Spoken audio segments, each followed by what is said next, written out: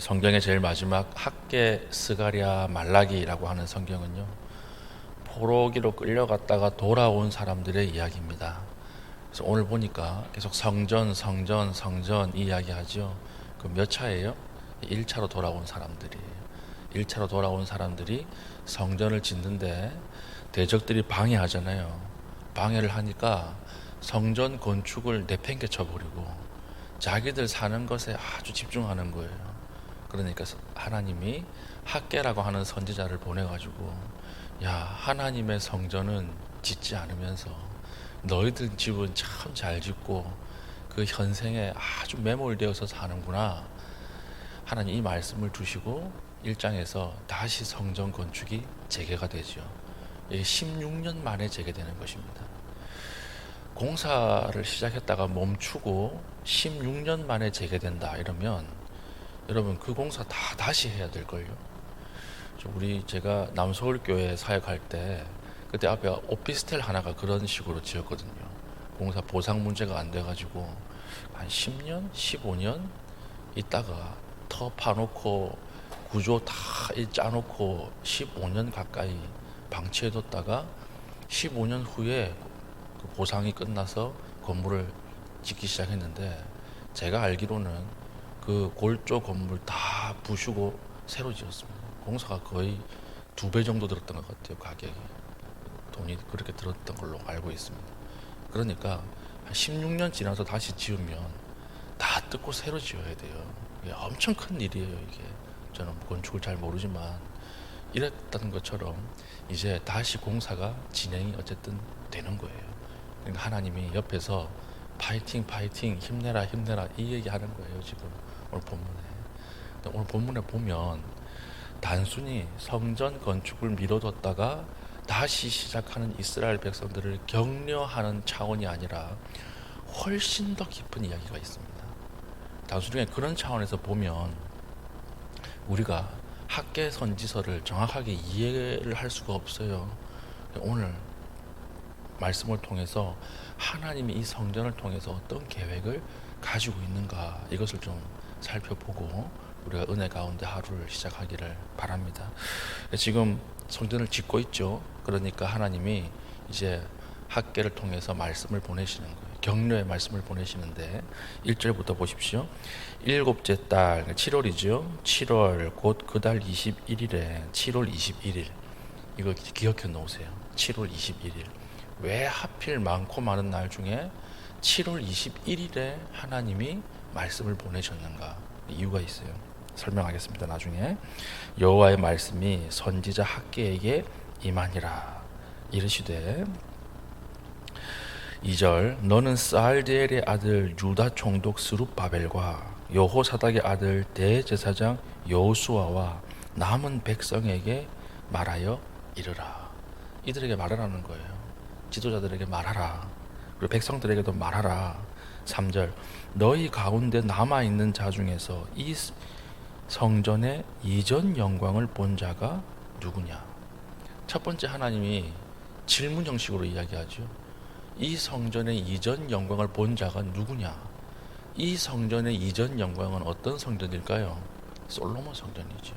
66년 전에 솔로몬 성전. 솔로몬 성전이 얼마나 화려하고 대단했겠습니까? 백향목으로 지었고 솔로몬의 지혜로 지었고 다윗이 준비해서 솔로몬이 지은 성전이잖아요. 그러니까 이전 성전은 너무나 화려하고 컸어요. 근데 새로 지어지는 성전은 어떤 성전입니까? 어저께 살펴보았듯이 너희는 산에 올라가서 나무까지 꺾어가지고 나무 잘라와서 지어라 이랬으니까 사실 비교도 안 되는 성전입니다. 하나님께서 반문하시는 거예요. 너희들 중에 이전 성전의 영광을 본 자가 누구냐? 그러니까 이제 1세대가 있었던 거예요. 이전 성전을 본 1세대가 얼마나 실망하겠어요. 그렇죠? 실망하는 자가 누구냐 물어보는 것입니다. 두 번째, 이제 이것이 너희에게 어떻게 보이느냐? 이게 무슨 말이에요? 살짝 놀리시는 것 같잖아요. 이게 어떻게 보이냐? 두 번째 질문. 세 번째 질문은 무엇입니까? 이것이 눈에 보잘것 없지 아니하냐? 우리가 보잘것없다라고 하는 이 단어를요, 어떤 의미로 해석을 해야 되냐면, 이 정확하게 어떻게 쓰여져 있냐면, 이것은 어떤 특별한 100평 살다가 50평 집으로 이상하는 그게 아니에요.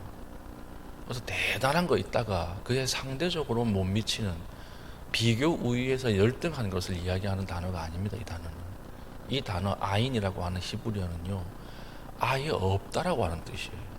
아예 없다. 너희 지금 새로 지어지는 성전을 봐, 아예 없지, 이렇게 이야기하는 거예요. 이게 격려예요, 조롱이에요? 조롱에 가깝죠. 아무리 성전이 보잘것없어도 아예 없다라고 표현하는 건 좀 심하지 않습니까? 하나님이 심하게 좀 논리적 비약을 하는 건 아니에요? 야, 너희 새 성전을 봐, 아예 없잖아, 이 이야기예요. 이 이야기. 그러니까 여기서부터 이제 성경을 읽는 사람들은 이게 지금 무슨 말인가, 격려인가 아니면 하나님 조롱인가, 이렇게 생각이 드는 것입니다. 그리고 나서 뒤에 보면 더 이상해요. 아예 없는 이 성전을 향해서 4절, 그러나 여호와가 이르노라, 스룹바벨아 스스로 굳세게 할지어다. 스스로 굳세게 할지어다라고 번역된 이 말은요, 붙어 있으라는 말이에요. 꽉 붙잡고 붙어 있으라. 절대 떨어지지 마라. 하나님께서 조롱하는 것처럼 이야기하시면서 성전 짓는 곳에서 떨어지지 마라, 성전에서 떨어지지 마라, 이걸 꼭 붙잡고 있으라, 이렇게 이야기하는 거예요. 스룹바벨에게도 그렇게 이야기를 하고, 대제사장 여호수아에게도 스스로 굳세게 할지어다, 꼭 붙어 있으라. 그리고 백성들에게도 스스로 붙어 있으라, 이 성전에 꼭 붙어 있으라. 이게 무슨 말일까요? 이게 단순히 하나님의 성전, 이 성전을 건축하는 측면에서만 보면 학계 선지서가 아예 이해가 안 되는 거예요. 무슨 말인가 이게 도대체. 그런데 이 성전이라고 하는 것은 무엇입니까? 다시 새롭게 건축되는 건물이 아니라 오실 예수 그리스도를 이야기하는 거예요. 그러니까 아예 없지, 이 말은요, 앞으로 성전이 어떤 기능을 하게 될 것인가를 학계를 통하여 미리 보여주시는 거예요. 성전은 없어질 것이다. 지금까지의 성전, 솔로몬 성전은 하나님을 만나고 하나님을 예배하고 제사 드리는 장소적 기능을 수행했다면, 새롭게 지어지는 성전은 앞으로 오게 될 완벽한 성전을 미리 보여주는 상징으로서의 기능을 하게 될 것이다. 이걸 보여주는 거예요. 그래서 뒤에 4절 뒤에 뭐라고 말씀하세요? 굳세게 하여 일할지어다. 그 다음 뭐예요? 여기에 밑줄을 꼭 끊으세요. 내가 너희와 함께 하노라. 이게 뭡니까? 임마누엘이죠. 임마누엘. 내가 내 백성과, 하나님이 자기 백성과 함께 하노라. 이건 누구를 이야기하고 있는 것일까요? 지금 하나님 마음속에 지금 누구를 염두에 두고 있는 거예요? 예수 그리스도를 염두에 두고 있는 거예요. 완벽한 성전으로 내 아들이 가서 성전의 기능을 완성할 것이다.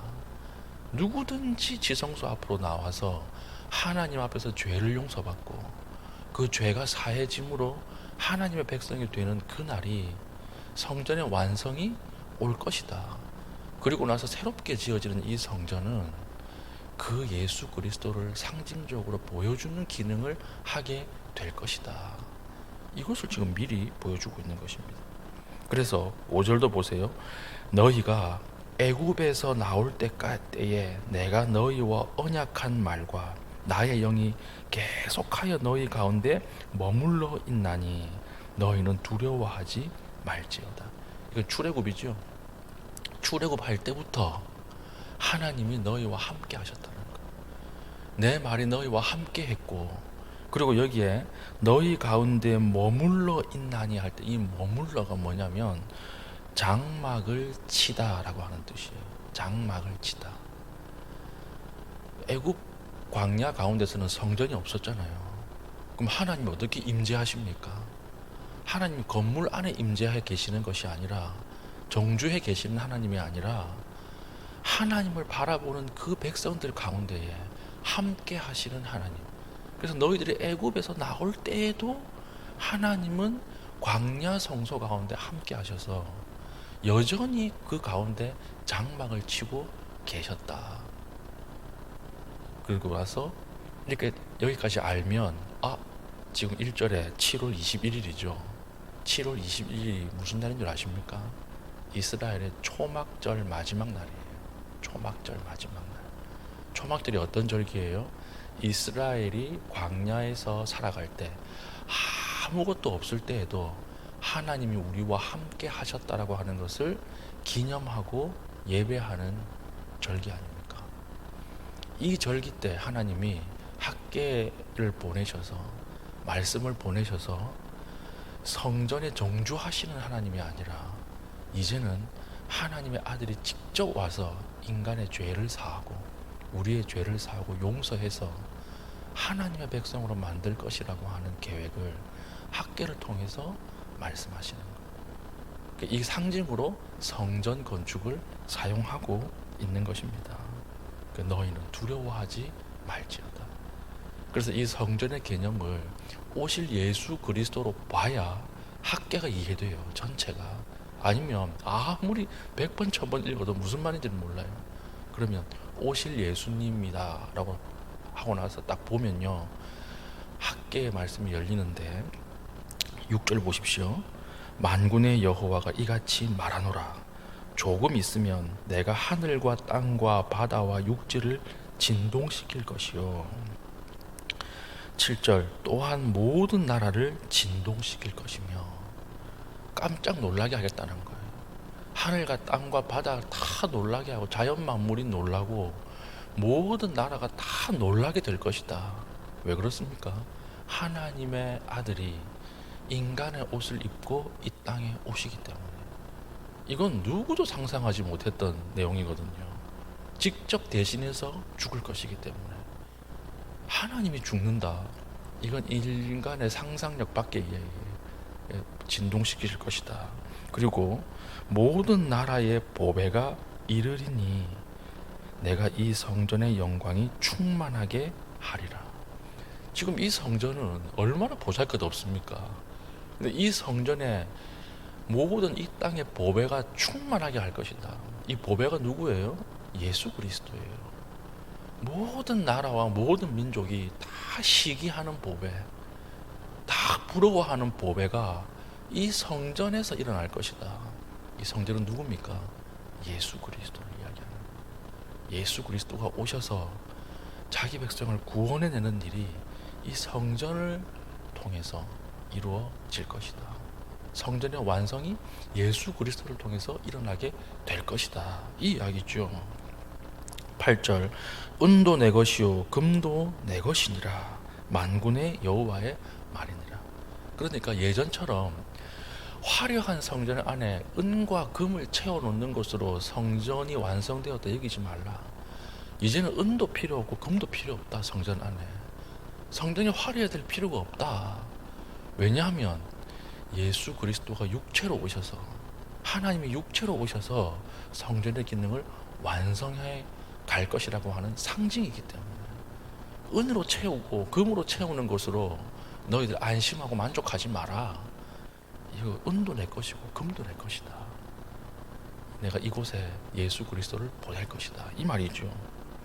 그리고 9절 이 성전의 나중 영광이 이전 영광보다 크리라. 이 성전의 나중 영광이 이전 영광보다 어떻게 큽니까?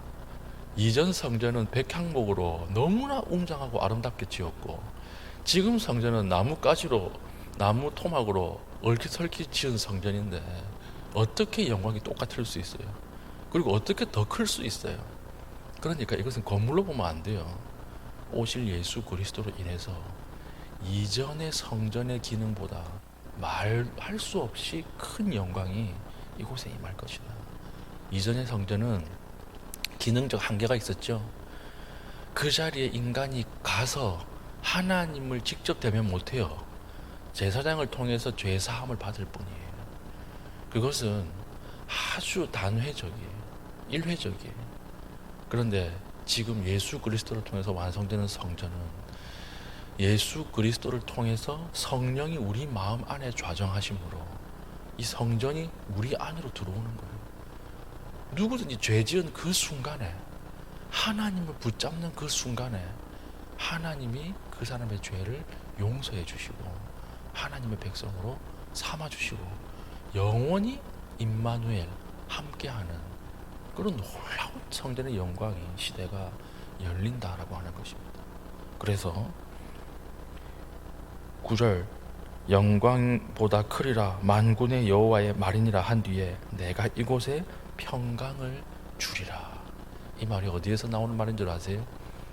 사복음서에 예수 그리스도가 부활한 다음에 두려워하는 제자들을 찾아가지고 제자들에게 하시는 첫 말씀, 너희에게 평강이 있을지어다.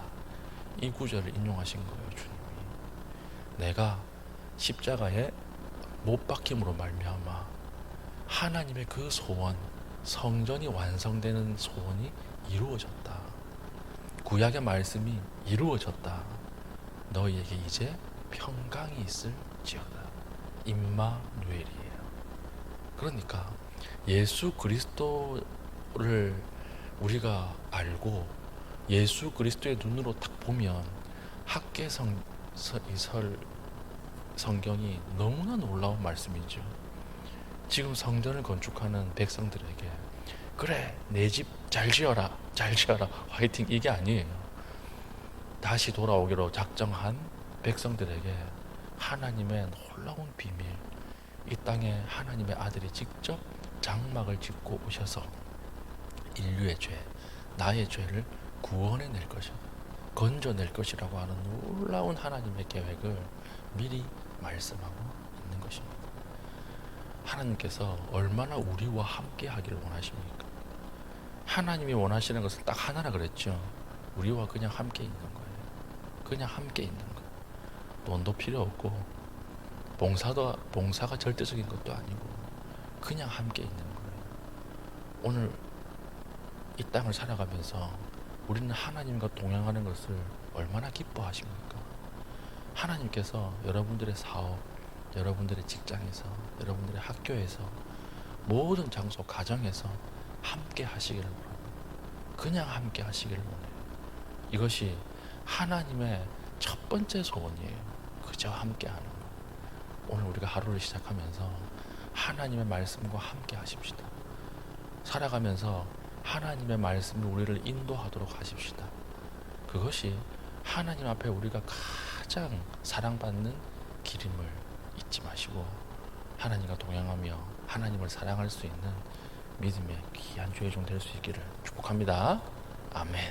기도하겠습니다. 기도할 때에 하나님, 우리가 주님과 동행함에 있어서 두려워하지 않게 하시고 하나님의 영광을 바라보며 예수 그리스도를 통하여 항상 주님을 신뢰하고 주님의 길을 걸어가게 하여 주시옵소서.